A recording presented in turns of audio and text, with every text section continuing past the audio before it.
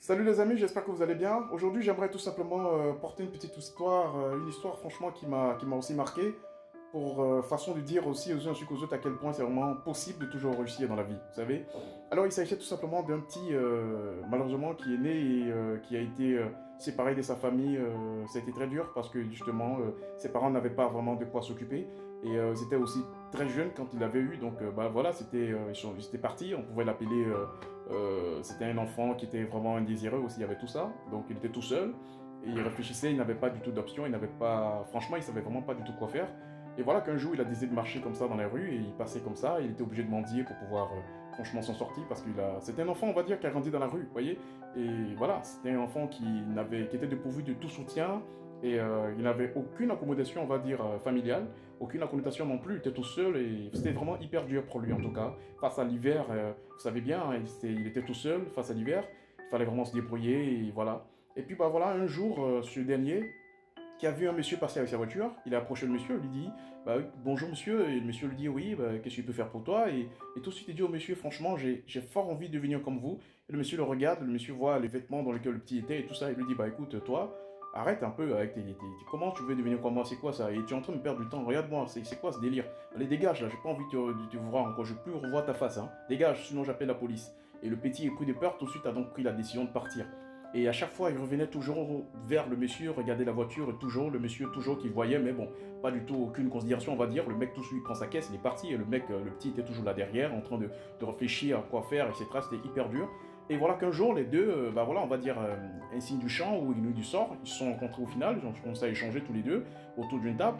Et bah voilà, le petit est venu encore une fois de plus dire au vieux, au monsieur qu'il avait rencontré, que bah voilà, je souhaiterais franchement devenir comme vous.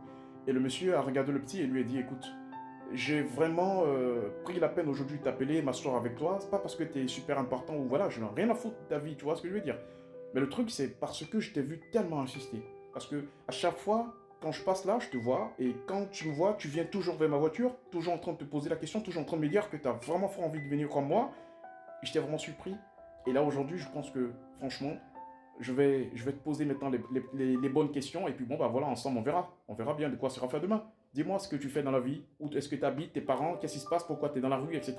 Et quand le petit a pris la peine d'expliquer son histoire, je peux vous garantir que le monsieur, il s'est senti vraiment, il a senti une sorte, je veux dire, d'abord de pitié, on va dire, hein. Au premier abord, c'était ça. Il a décidé d'aider le petit et il a pris le petit, il a amené le petit tout de suite dans un centre de santé pour que le petit, franchement, reçoive tous les soins nécessaires.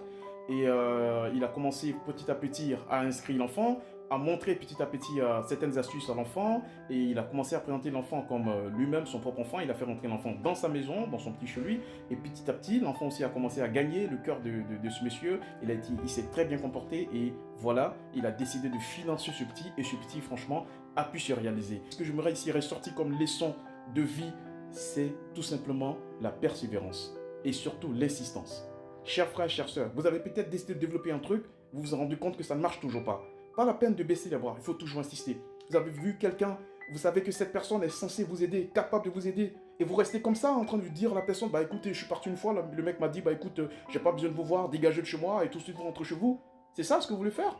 Vous n'allez jamais vous en sortir, parce que votre vie, vous avez déjà tracé que c'est mort, c'est fini, vous ne pourrez pas tout vous en sortir. Comment vous allez faire pour pouvoir vous en sortir? Ça dépend de vous, chers frères et sœurs. Bah ouais, ça dépend de vous. Il faut insister dans la vie. C'est très important d'aller vers des personnes ressources, des personnes capables de vous aider, des personnes censées vous mettre sur le bon rail. Ce qu'il y a à retenir, c'est le fait que ce petit a été capable d'insister.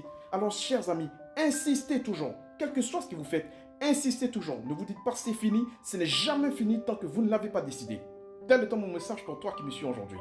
Ne l'oublie jamais. C'était Stéphane Lamblin, votre motivateur, pour vous inspirer et réveiller le leader qui sommeille en vous.